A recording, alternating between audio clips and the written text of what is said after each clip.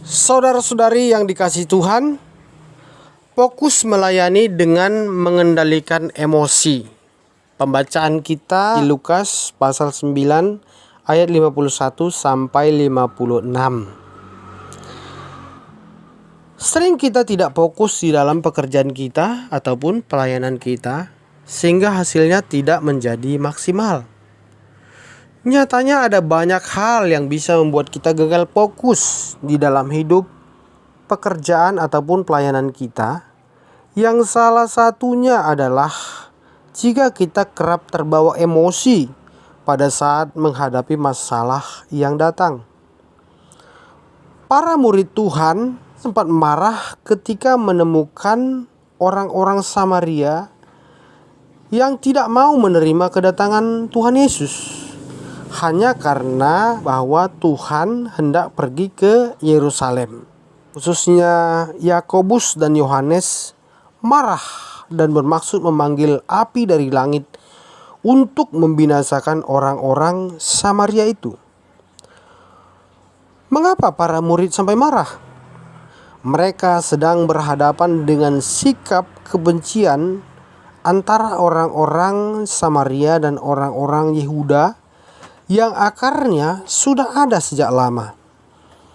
Orang-orang Yehuda tidak mengakui orang-orang Samaria sebagai umat pilihan Tuhan, sebab menganggapnya sudah tercemari oleh percampuran dengan bangsa-bangsa lain. Sebaliknya, orang Samaria merasa tidak penting untuk menerima orang Yehuda. Mereka juga mendirikan peribadahan mereka sendiri di Gunung Gerizim, tanpa harus merasa bergantung dengan Yerusalem.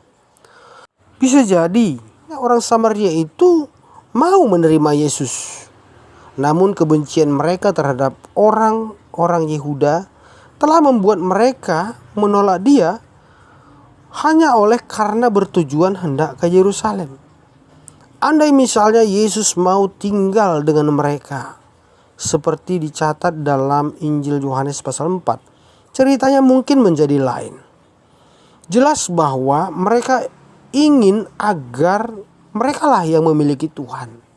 Suatu kenyataan yang melawan nubuatan kitab suci bahwa Mesias harus mati di Yerusalem. Terlepas dari siapa yang memulai kebencian itu, agaknya tampak riskan apabila ada orang-orang percaya menerima Tuhan, namun tidak mau menerima keberadaan orang-orang atau kelompok lain, ataupun tidak menghayati arti persaudaraan yang sesungguhnya. Bahwa orang-orang Samaria itu tidak benar-benar membenci Yesus dan hanya tidak rela kalau Dia harus ke Yerusalem, wajar lebih membuat murid-murid itu marah. Karena kenyataan mereka dibenci namun Yesus tidak. Meskipun Yesus adalah orang Yehuda juga. Kemarahan murid-murid Tuhan lebih dipicu oleh klaim bahwa seharusnya orang-orang Samaria itu lebih menghargai orang-orang Yehuda sebab Mesias itu datangnya dari sana. Kalau begitu, di sini motif dari kemarahan itu adalah perasaan superioritas atas orang-orang Samaria itu. Ya, manusia nyatanya sulit lepas dari perasaan-perasaan yang demikian. Hanya yang menarik di sini, yang membuat mereka tidak jadi gagal fokus adalah bahwa mereka masih bertanya kepada Tuhan untuk kemarahan mereka, yang kalau dibiarkan saja bisa jadi akan membinasakan orang-orang Samaria. Inilah prinsip yang penting agar kita tidak gagal fokus di dalam pergerakan pelayanan kita. Sebab pelayanan kita jelasnya identik dengan mengikut Yesus, yang tentunya sangat dimungkinkan dengan tetap di dalam arahan dari Tuhan.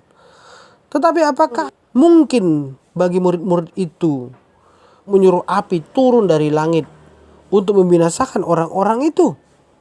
Jawabnya pasti bisa. Buktinya Tuhan memang menegur mereka. Kita bisa memahami bahwa teguran itu tentu bukanlah sama sekali sebuah ledekan dari Tuhan. Hei diam, emang kamu bisa melakukannya? Melainkan lebih sebuah ketidaksetujuan terhadap sikap itu. Yang bisa jadi sama saja membalas perilaku kebencian dari orang-orang Samaria itu dengan perilaku yang lebih jahat pula.